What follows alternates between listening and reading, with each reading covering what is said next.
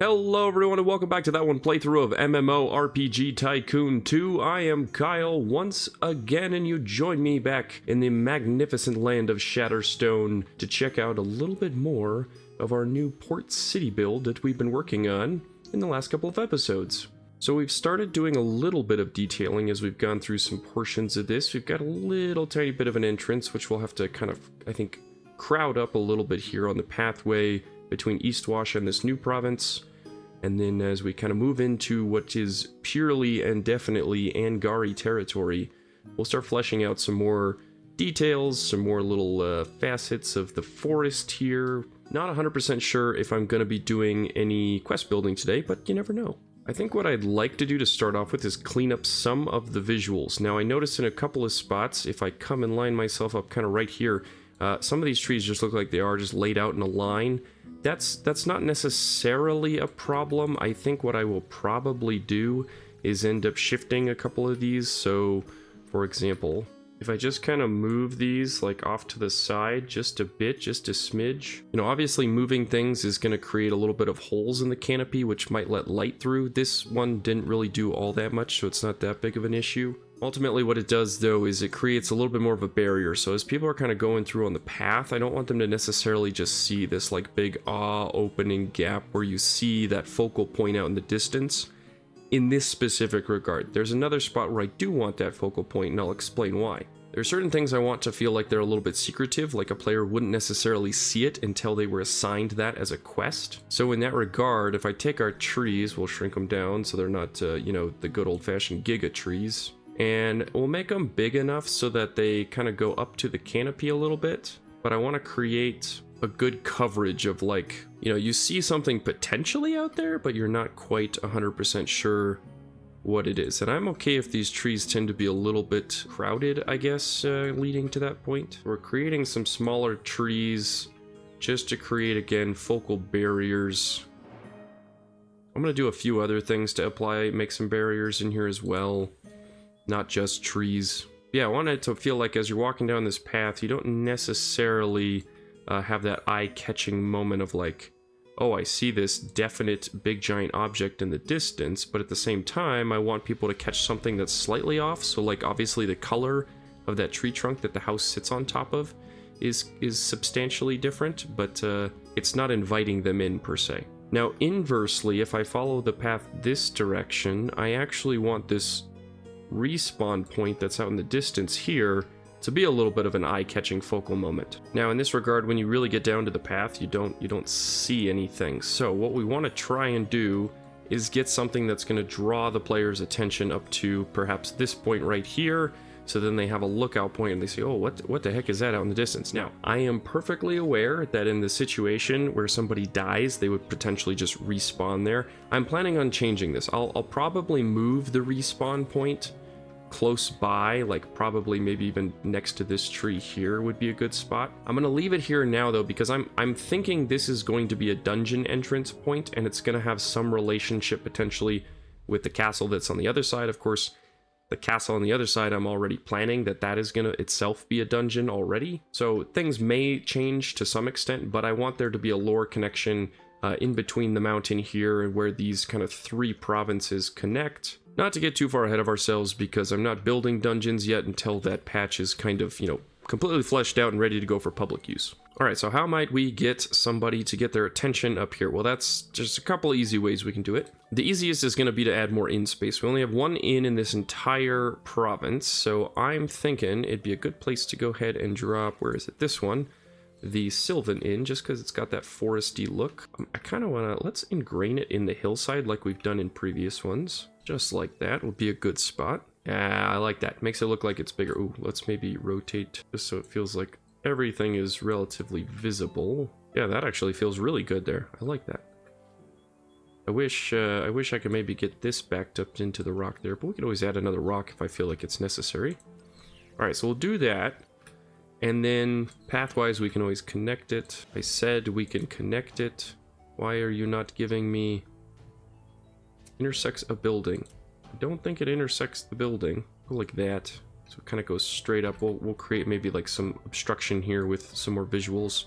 Could always just put a tree right there, actually. Better yet, we could do like a tree that once was. That way the rationale for the road splitting here actually makes sense. And that will kind of divert everyone's attention as they come up through here to not necessarily focus on looking this way. You're going to look this way, and you would potentially see that object out in the distance.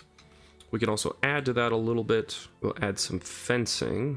We'll kind of use it to kind of create some separation of where the spiders are here.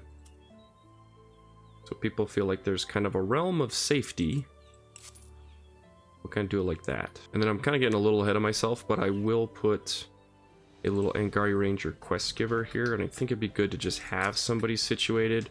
We'll add them into some story formatting later, but that way when you come over to here, whether or not this quest is actually linked to going that direction or not, you will still create that visual sense of, I want to go that direction.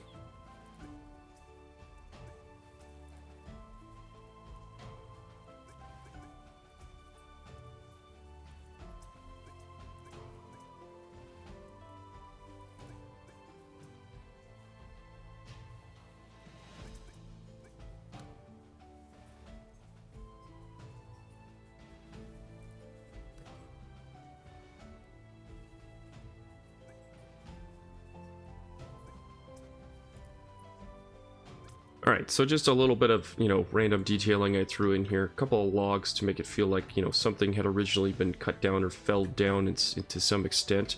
Lots of growth, some mushrooms inside, as these are obviously rotting and providing lots of nutrients to the surrounding soil. And then if anyone gets a little daring and wants to do some platforming up these mushrooms, they could get on top of the stump here. Some other things I wanted to touch on from the last episode, because I didn't really comment on it per se. At our little entrance point here, so obviously this is like kind of a checkpoint as you enter the Angari territory, and there are actually actively players coming in here now, which is fantastic. And now that there's one freaking quest giver in the entire province, I guess there is something for them to do. It's not going to get them very far, but more power to them. Anyways, this is a little checkpoint. People will come in here.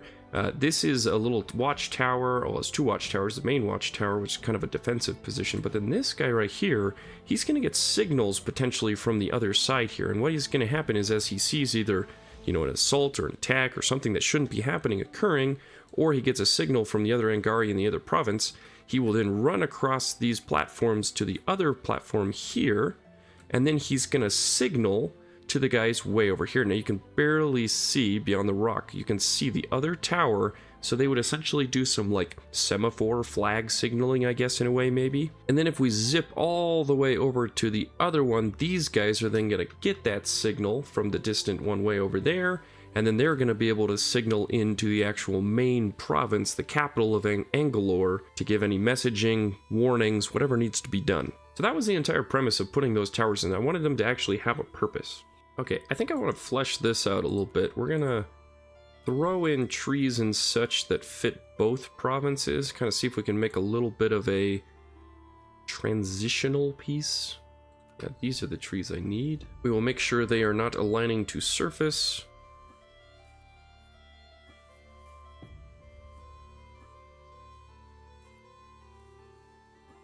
If they just kind of end up mushing together a little bit, that is okay. All right, there we go. That's a little bit more concealed feeling. There's actually quite a few players coming in here right now. Not really sure what to think. I'm going to go ahead and put an introductory quest giver around here. It can be kind of near the main portion here. We'll go ahead and apply some direction, I think, more than anything. So, depends on where the players are going to go. If they get here and they are level 4, they're going to start wanting to do some quests to level up. We don't want to necessarily direct them all the way to the capital region province. So we're not going to do that quite yet. Where the heck did everyone go? Oh, there you are. Never mind, I found you. Sorry. But I do have a feeling we should kind of get people involved with some of the combat early on. Obviously, there's a lot of danger in this forest in terms of just traveling through it. So I think it would make sense that they would kind of want to make sure that you could help maybe be part of the patrolling parties. So this is currently going to kill... Those are the higher level spiders, I believe. Yeah, level 5 spiders. Let's not do the level 5 spiders. Why don't you just come over here and do like this first batch of level 4s, and we'll make it not too many. 7's probably a good number. We'll just call it on patrol. I'm gonna leave everything as kind of the base rewards. I think that's just a good thing to do. Combat wise, they're gonna get a lot of experience from killing monsters, as we well know. Wolves, let's have them come over directly to these wolves that are much closer by. Yep, just right there. We'll say 7 of those as well. We'll just say thin the pack, and then we can have them come over here and go to the crocodiles. I'll call this safer waters. Yeah, because I think we've kind of run into the habit of, or at least I've run into the habit, I shouldn't say we, it's not your fault. I've run into the habit of probably not putting enough combat in certain situations. And granted, just going and killing random monsters in an area is not necessarily the most engaging combat, but it's something, so it's not just constant fetch quests. I would say after that, you know, we'd probably want him to direct to either another quest line or perhaps the inn. So what I'm actually going to have him do is we'll add a quest, let's see, bring me to the town council. That's not what I want to do. However, I think directing them into town is a good idea, as well as directing to potentially another questline. So what I'm gonna do is I'm gonna say not town council, but we'll rename that. I want to take them to the inn that's in town, which I have to remember where that is. It's right here near the front. There you go, Kyle. And we're going to call this Enter Port Baltron, which is what I'm deciding to name this. This is going to be Port Baltron. So welcome to Port Baltron, everybody. And as you can see, I've appropriately named it now, so we can actually call it something that it is. Okay, we'll go back to our quest giver one more time as soon as the game decides to unfinish pausing and loading. There we go. All right, we'll go back to our quest giver again. I'm gonna add one more, and I'm gonna move the Enter Port Baltron to the last one. This one I'm gonna have him direct to, I think, another quest giver. I'm gonna put another one probably somewhere along here. Maybe, well, no, let's direct them up here. I think, well, I don't know about this guy, but a guy I want up here. I think there should be multiple quests here. I think that would be a good idea. But yeah, I want there to be kind of like a big game hunt thing kind of going on. So we'll add an NPC, and I'm actually going to add a swashbuckler asset as the quest giver. I want this to be a guy who's like ventured here, who's like quite literally a hunter, big game hunter. He's out to help you kind of like, you know, experience the outdoors and go find big dangerous things to fight. So yeah, if you haven't caught on, he is going to actually be assigning our players to go fight some big legendary creatures. And by big legendary creatures, obviously, I mean we're just going to make some elite monster versions of a lot of what's here. I think that would be a lot of fun. And he could be a reoccurring character. I don't have a name for him yet, but a reoccurring character that has you fight elite monsters in various regions would be, I think, a really neat touch. So we will grab, oh, we need to change this guy's name too. This is Hanka the Bold. No, we're gonna keep the names because the names tend to be fairly decent, and we're gonna add Angari to the end of them like we have been with a lot of our Angari. So we've got on patrol, thin the pack, safer waters, discover his watch is the one we're going to change. And he's gonna basically tell you, like, look, there's a guy that I think would be beneficial for you to talk to since you are so good at dealing with monsters around this area. You'd actually help him, and he'll actually teach you a lot about how to fight bigger and badder monsters. And we're gonna call this On the Hunt. Perfect. Okay, so now we got a couple of quests from that one guy. This guy we need a different name for. I like the name Trank for some reason. Trank just seems to be what's in my brain, and that's what we're going with. I don't know why I closed that window. I didn't mean to do that. Okay, so we need to now create Trank's questline. Trank's questline is going to be probably harder for this region. I'd rather have all of the elite monsters be the highest they can be for this, which is going to be level 5. Some of these little sections here, like these wolves are level 5, base level 5. These wolves over here, however, are base level 4. So there are some different variations in difficulty. So I might have some more quest lines where we actually go and fight some of the level 5 base ones, but I think creating some high-end elite level monsters for this region at least. So we should create an elite spider that is level 5 and the strongest they can be in this region. And we're going to put them over here back behind all these other level 5 spiders. Maybe we'll create a little bit of a kind of a cave or tunnel for them to live in. The next one obviously is going to be an elite level 5 crocodile, so they're going to have to go all the way over here toward the water where we've got the rest of our crocodiles. Now again, level 4 crocodiles This guy's going to be mega big and mega bad compared to all the other ones, but we'll put him out here in the water as if he's kind of running the show. And then we need to add a level 5 wolf as well. So let's go ahead and do that.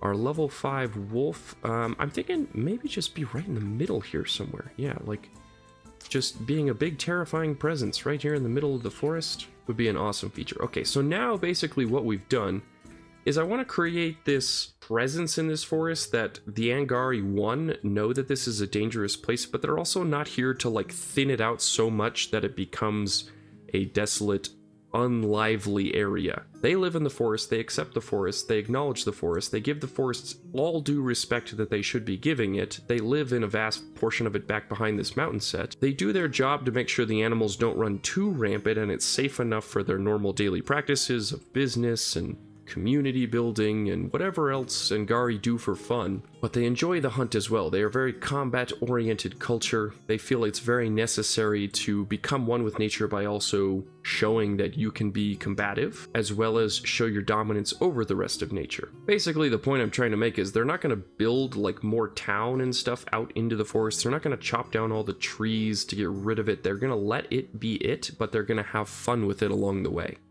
Now, of course, obviously in the port, they decided to take advantage of the fact that there's less forest here and start to build a portion that expands and allows them to trade with the rest of the world, and they've gotten rich and wealthy because of it. And some of the lore portions I'm going to build into this are going to showcase that the Angari are maybe not the most unified faction. While these two provinces are theirs and under their strict borders, there might be some disagreements in terms of opening up to the rest of the world to accept more trade, to become more wealthy, to become more of a presence, while there might be others who are a little bit more on the isolationist side of things that don't want to necessarily bring the rest of the world in. Alright, so we're going to grab Trank here.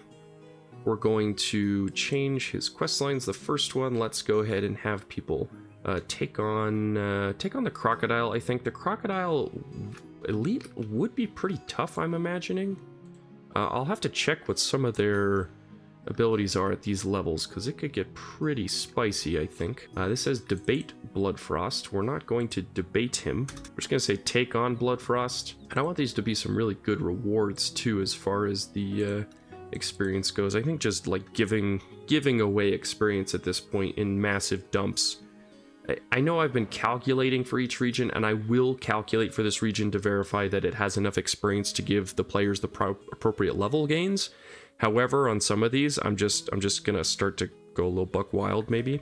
And the reason for that being is, well, maybe not 8,000. For a level 4 region, we could probably go about 5. The main reason for that being, I don't want it to feel like our players have to stay there for hours and hours and hours of actual in-game time that I'm playing. I'd rather they just kind of go in, they gain the experience, they get most of the things we've thrown in there for them to do, so they spread out. But in terms of me playing the game, I think it's important to dictate that I want players to move into other regions and actually just have people wandering around within Shatterstone. All right, the next one here, we're gonna have them do, I think, the spider next. I'm thinking the spider's actually gonna be the easier one. I haven't changed their abilities for level 4 or 5 too much. I don't think I've fidgeted with it. So, you know, Aztec, as the name is, dictated for that spider. We'll let them go fight that. We'll change the experience again to 5, make them all the same for this quest line. And then we'll add one more, the wolf, because I'm pretty sure, based on the way I've built out a lot of their abilities previously, that the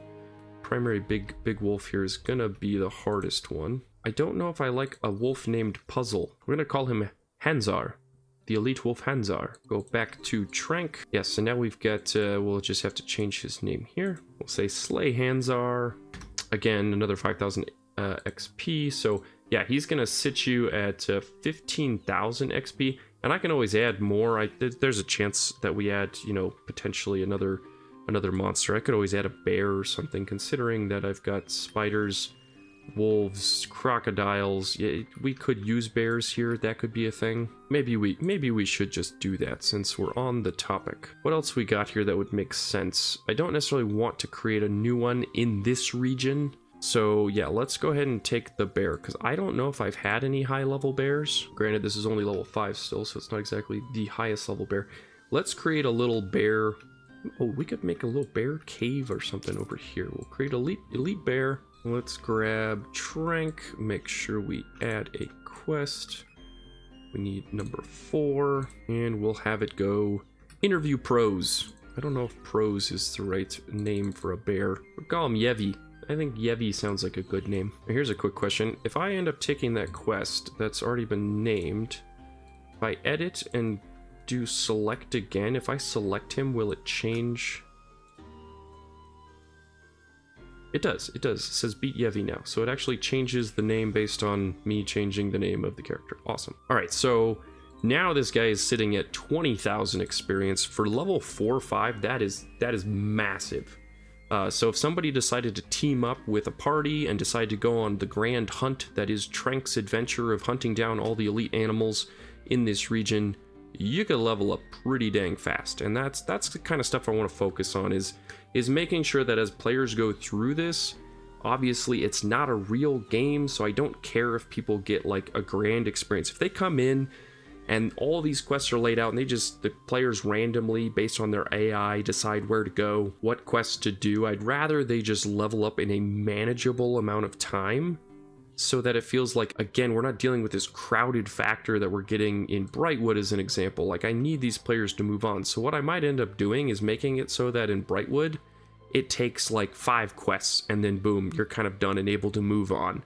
Just so we get some more variety in what people are doing and moving around and going to do. I'm starting to realize it does not matter how long a player spends at a level in this game. And as a result, I'm probably thinking a lot of other people have mismanaged certain aspects of the game, and so as a result, I might actually start making some tutorials. So if you're interested in some actual Kyle's gonna lead some tutorial type videos, let me know in the comments.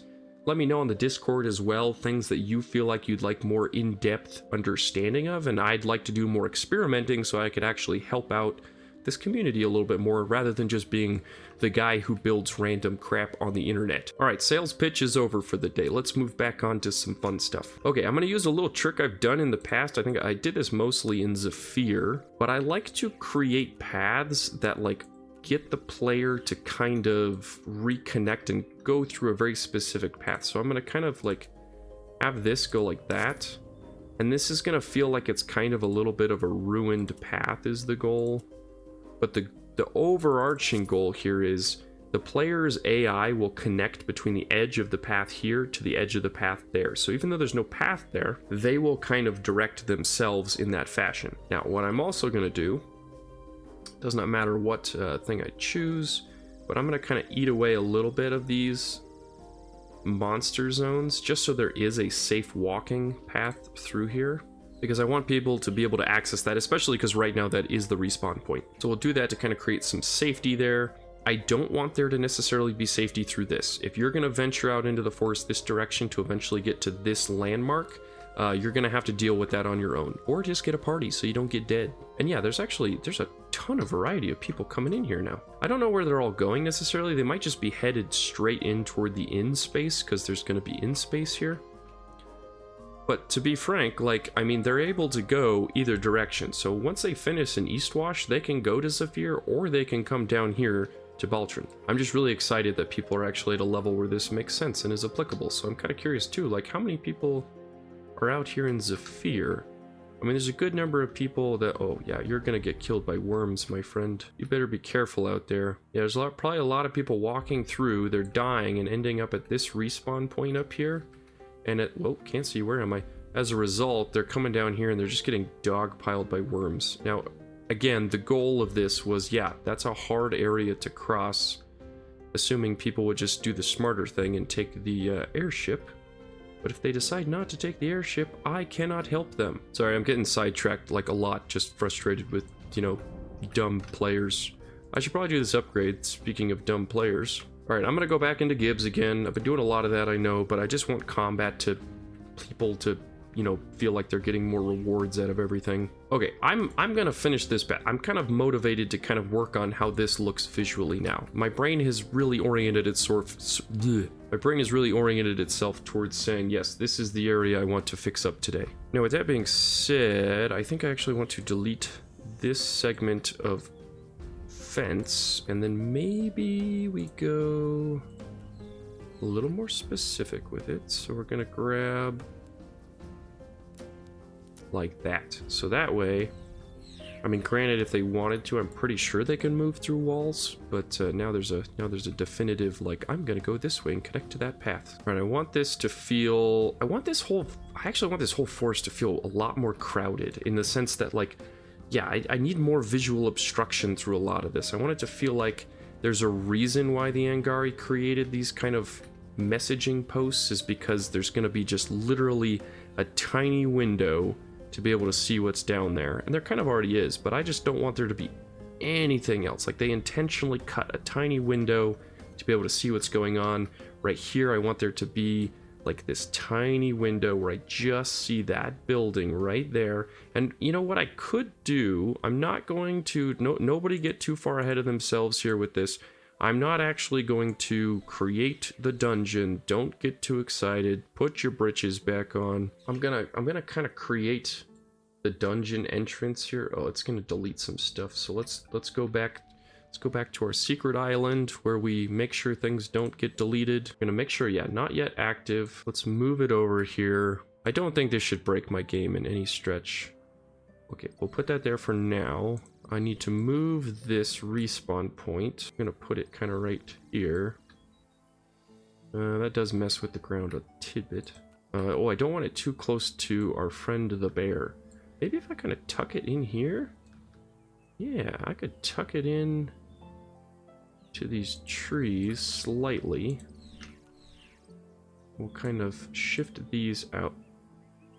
There are two trees? Nope, same tree. Okay, it was just very confusing. Didn't understand what was happening there. Yeah, I'll kind of make it so it kind of like feels like this is encased in the trees. And then I'll do the same thing here.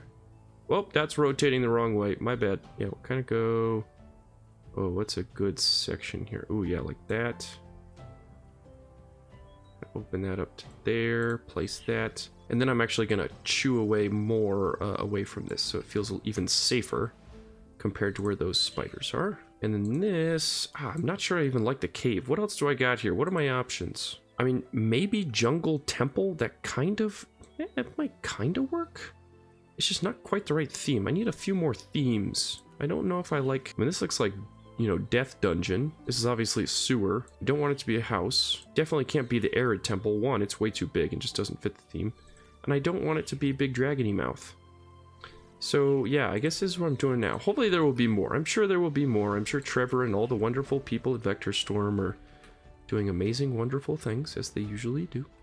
Let's make it so that this points kind of toward that direction. And we can actually eventually create more rocks up behind here too. I think would help add to the effect of there being a deep cave. And then now, yeah, you've kind of got, we'll put some more rocks back behind there so it adds to it. But you've definitely got this, hey, what the heck is that thing over there type of attitude. All right, and then I'm definitely going to add more trees in here. I know I've kept it kind of sunny and light through here. We'll put one little tree here as if it kind of feels like it's, you know, part of these little house in area. Let's put a tree here to create a little bit more of a hard barrier between people entering through this area and where the spiders are again. We'll kind of hide the wolves maybe a little bit so I can add some trees here, but obviously you still want to be able to see them to some extent. Let's go ahead and put a younger tree compared to the other ones kind of right here, so it feels like, you know, this was grown over the path where it was originally. And then we can put a bigger tree, a full-on giga tree right here. This is definitely obstructing everything, isn't it? Okay, but I think I've got the right idea here. So here's what I gotta do. Let's move this guy up the hill here just slightly, and then we're going to give him a little bit of a bend. Give him a little more that. Let's get you up as well. Kind of get your root kind of growing underneath the visual of the cave. And then now, if we take it back, yeah, that's what I want right there. You just kind of have this focal point of looking down this little window. That looks really good. I like that. Yep. Okay. And I like this too, because I can add the big trees in here and they don't feel not too overwhelming because they just fit with the fact that we're trying to hide things. And then now let's shrink a couple of them down. Again, I want it to feel like this is overgrown. Again, we can't get rid of our window here. Like this. We're gonna tilt this guy. Yep. Yep. Just like that. Let's get a bigger tree here as well. Let's tilt you back. Simple move you back into here so we can actually kind of get over the... Ooh, that works perfectly over the root of that other one. Yeah. Okay. That way it feels like, yeah, this is really encased and hidden. You got this overgrowing and pushing the earth around, so like the old pathway is just kind of being obstructed. But yeah, there's definitely this view of like, ooh, what's going on way down there? And that's actually, yeah, we can apply some rocks. I think will really help bring this together. But this big guy is a foundational piece, as if the road originally maybe had to go around the rocks, and the trees kind of grew up around that. Now, as long as that still obstructs a little bit, so let's bring it down. Maybe we'll have to shrink it. Yeah, like that. A little smaller still. We're gonna bring it out just a smidge toward the road again, see if we can drop it just a little bit. And yeah, like that. Now, as you come through here, you can definitely see it, but then you're gonna be forced, because of the rocks, to definitely go around this way. You'll go past the respawn point, back connecting to the road, and then you come up and you get that kind of secondary reveal of the cave right there. Perfect. That's a little insight into how Kyle's brain works sometimes when I'm trying to create some of the visuals here. It's not just place objects from the perspective of how you look at it from up top and how certain little segments look. Like this would be a little segment. I'll probably still add stuff to this as I go. It was very quick. But this is kind of that kind of like grandeur from a distance look, and how I want to go for certain aspects of how the players first interact with certain regions. Okay. Let's format. Ooh, I like how these trees created this little alcove here. Can I actually... I would like to do some precision-y moves. Oh yeah, go like that. Bring it this way a smidge. Down. Heck, you know, I kind of already have a little alcove for this thing right here, but you know, I could put something else right in here as well.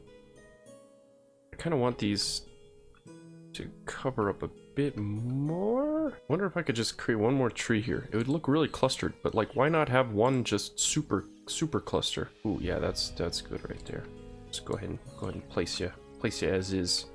Yeah, now we got this cool little space that I really have no idea what I'm going to do with yet, but it's there. All right, I feel like I've just got to build and add stuff throughout this little segment here now, because I've just committed to it. It's a thing now.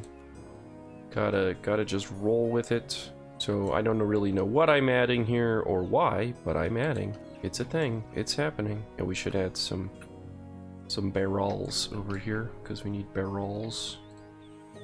Just like that. Perfect. Put a little flag out here by the road so people know you have arrived at the inn. There we go. Yeah, maybe some troughs. We should have some troughs just for, you know, the people who are going to have their animals potentially tied up. Let's put the troughs back here. And for good measure, we can add a couple topazi boys. We'll just add one topazi boy. I kind of like some more of these exotic-y plants. I mean, this almost looks like, I don't know, it looks like it could be lettuce, or it looks like it could be like a succulent of some kind. I'm not really sure. But I think I want to create some like interesting, something interesting about the plant life around, either specific to this exact spot in this portion of the forest, or like, you know, this forest particularly. I don't know yet, but I'm experimenting, and I'm liking what I see thus far. Like some kind of plant that's a little bit like shaded. It likes the shade. It's not necessarily, you know, sun tolerant, so just create something that's unique.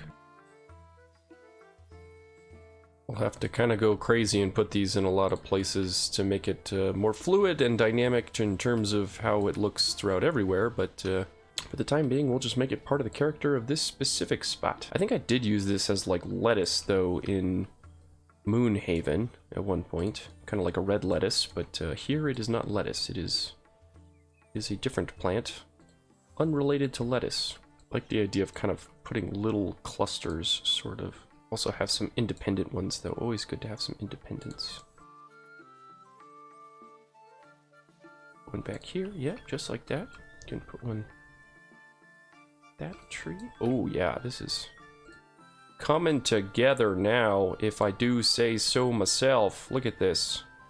Yeah, that's some good little character. Got some color in with that. Put a couple more around here.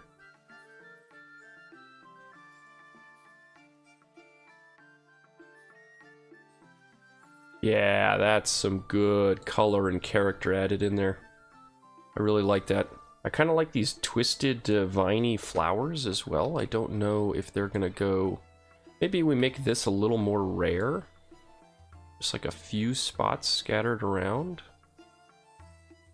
And, you know, in this right context, this could be like a quest-related item or something in the future. I don't know if I would make it a quest item at the moment. Yeah, so there's... Okay, I just put 2 of those down. I feel like that's enough. I want this to be, you know, a little bit more rare. And I add the traditional plant life I've already got in some aspects in this territory, so that it feels like it really comes together. And I'm doing just a few big ones, I think, to kind of set the foundation. I'm just thinking, like, some of these areas that are a little bit more magic-oriented might benefit from some big, giant plants.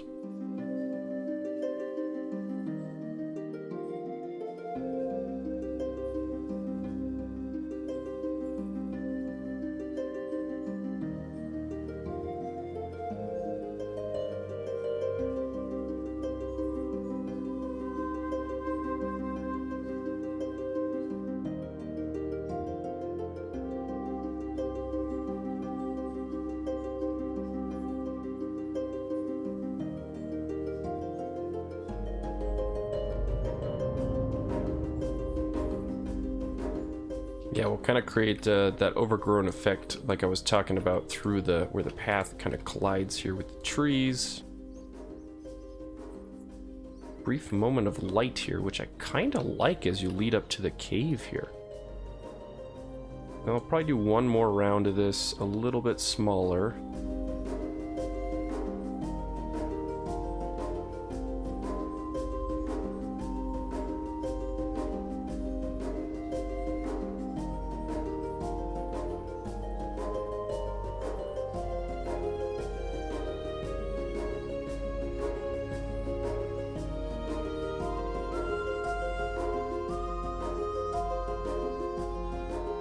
Looking out that direction, there's got some color with a little bit of the reds from these kind of giant, you know, flowery lettuce things, and then all the overgrownness from the basic plants. You hit the edge of the path, and you're like, oh, I gotta go around this way, and then I go, oh, look, the path continues again. Oh, there's the cave I saw from before.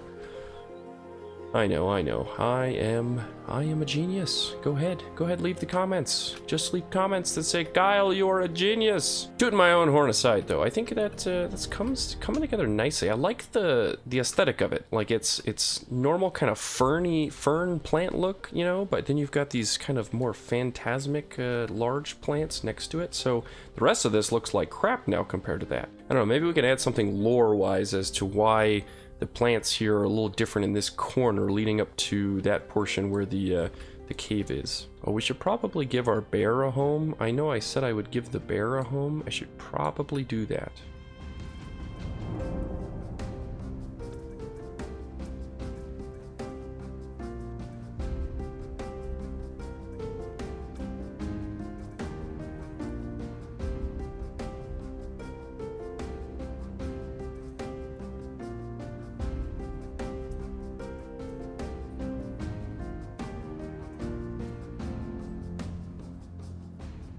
Okay, there you go, Yevi. You've got your own little home now. I've got a small bone to pick with the team at Vector Storm. Why is this log... I get that it's a detail, but I feel like... Why is it in details? I feel like it should exist in the small plants category. I feel like whenever I'm looking for the log, I go and I look in small plants. It becomes a little frustrating when I can't find it, because then I want to turn it into big log that is part of forest, or part of forest trees that are no longer, you know, foresty. Because in this specific instance, you know, where I want to have like rotting dead trees potentially that the spiders are using for habitation, it's a tree, it's a plant. I want it to come from the planty section, you know?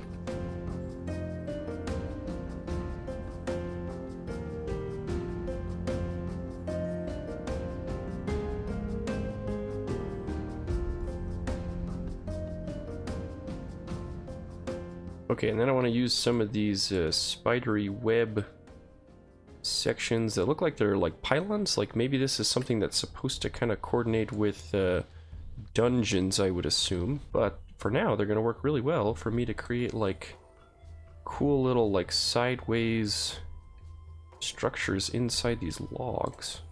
Yeah, that is pretty dang cool if I say so myself.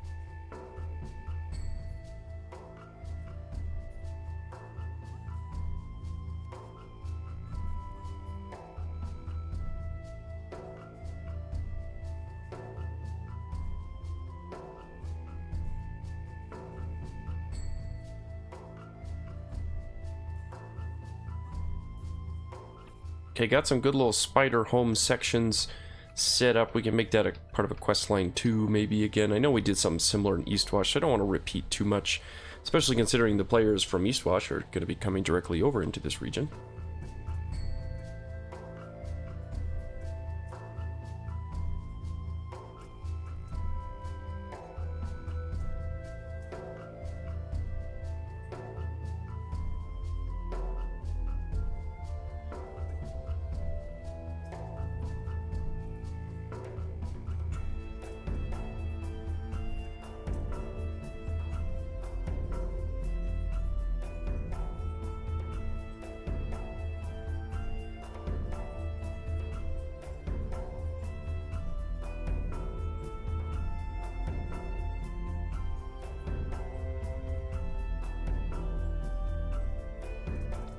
Yeah, that's I think a pretty good fluid, easy way to just dynamically add character. So it's not just that carpet of grass that's laid out with the trees. I think it's great to just add different texture sizes of the plants that go around them, and you can totally just randomize it. Add a few logs, put some mushrooms around.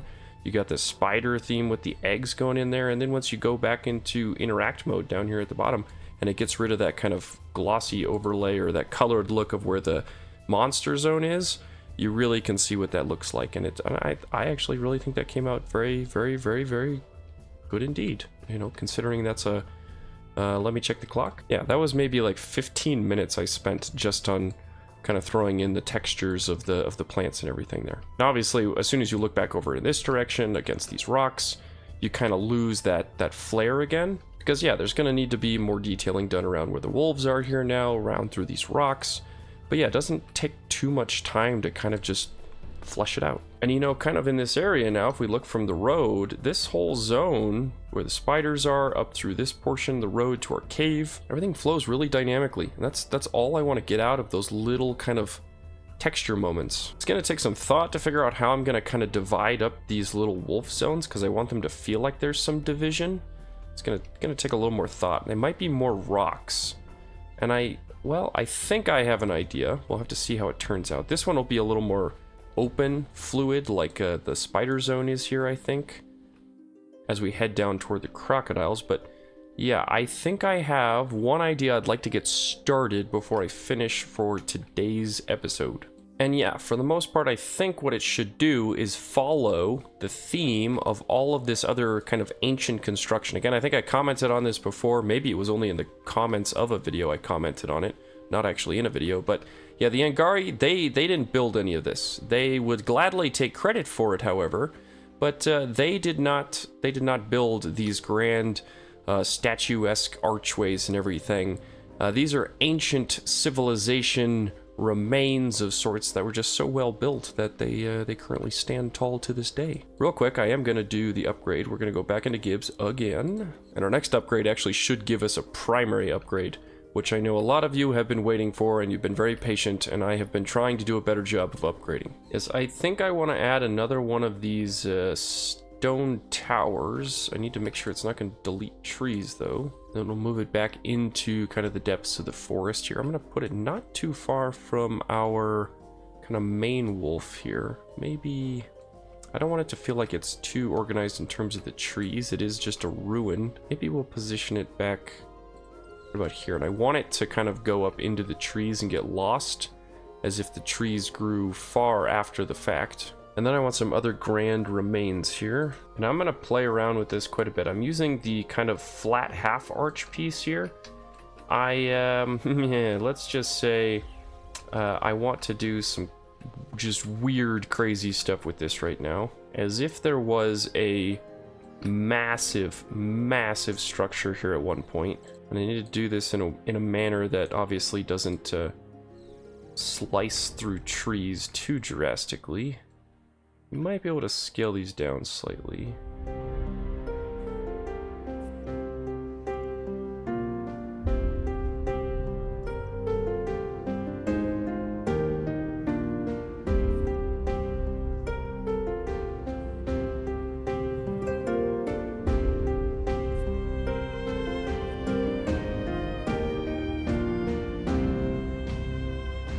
Yeah, so it'll kind of give the appearance that like there was three primary supportive beams here of sorts. Maybe they've collapsed a little bit since then.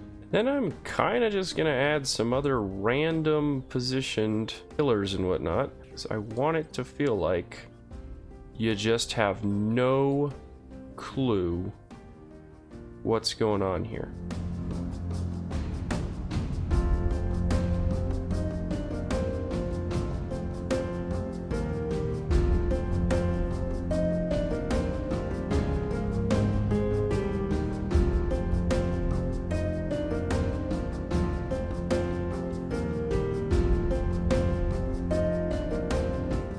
Yeah, I think that's enough kind of chaos to that accord for the big stuff.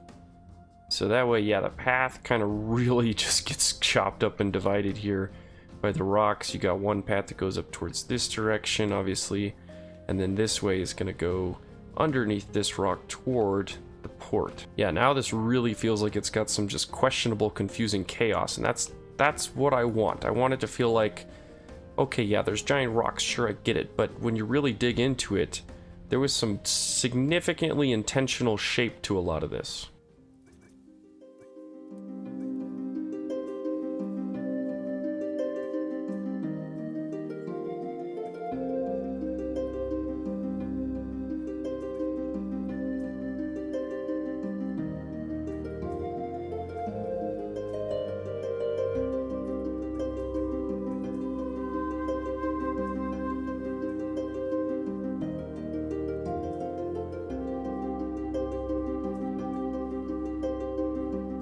Okay, yeah, taking it back onto interact mode down here at the bottom, because again, it gets rid of some of the colors on the ground from the monster zones. I want this to feel like there is just rubble. Like rubble as if something massive was here.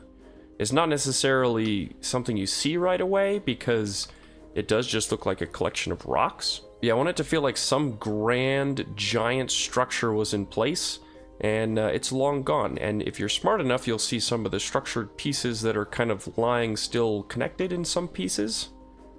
And if you understand that this was not originally a Angari design, then yeah, you would start to see that, okay, there was something else here long, long ago before the Angari took over this region. But I would say I think this is enough for now. I have done quite a bit of good, fun detailing. I had a good time making this episode. It's very relaxing, very cathartic to go through this and just peacefully lay out some plants and some little mushrooms and all these logs and destroy some rubble and lay it all over the place. It's been a good one. It's been a good one. I'm excited to see how this the rest of this region really starts to flesh out. But I hope you had a good time in this episode, and I know I normally don't ask, but if you liked it, I would appreciate if you leave a like. It'll really help the channel. But I do hope to see you in the next episode as well, and until then, I'm Kyle. This has been that one playthrough of MMORPG Tycoon 2, and I hope to see you next episode. Have a wonderful day, everybody.